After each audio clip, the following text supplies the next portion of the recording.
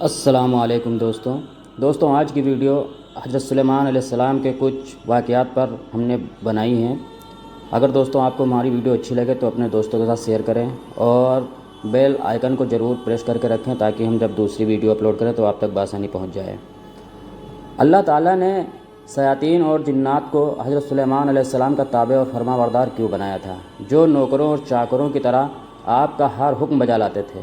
تو دوستوں اس ویڈیو کو آخر تک ضرور دیکھیں تاکہ آپ کی سمجھ میں آئے۔ جزاکم اللہ خیر۔ اللہ تعالیٰ نے جنات اور شیاطین کو بھی حضرت سلیمان علیہ السلام کا تابع اور فرما بردار بنا دیا تھا، جو نوکروں چاکروں کی طرح آپ علیہ السلام کا ہر حکم بجا لاتے۔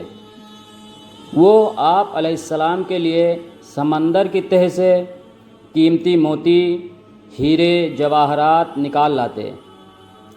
حضرت سلیمان علیہ السلام کو بڑی اور خوبصورت عمارتیں بنانے کا شوق تھا، چنانچہ وہ آپ علیہ السلام کے حکم پر شاندار عمارتیں بناتے۔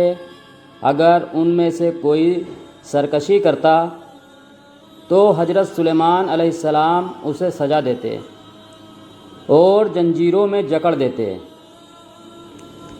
قرآن کریم میں ارشاد ہے، ہم نے بہت سے شیاطین بھی ان کے تابع کیے تھے جو ان کے فرمان سے گوتے لگاتے تھے اور اس کے سوا بھی بہت سے کام کرتے تھے، اور ان کے نگہبان ہم ہی تھے۔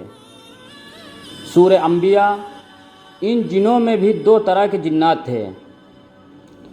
ایک تو اہل ایمان تھے جو اپنے نبی علیہ السلام کا ہر حکم مذہبی فریضہ سمجھ کر پورا کرتے، لیکن جو جن کافر تھے انہیں شیاطین کہا گیا ہے۔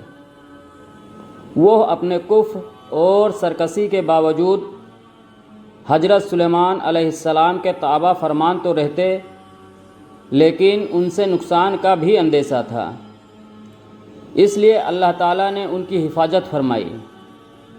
سورہ سبا میں ارشاد ہے، جو کوئی ان میں سے ہمارے حکم سے پھرے گا اس کو ہم آگ کا مزہ چکھائیں گے۔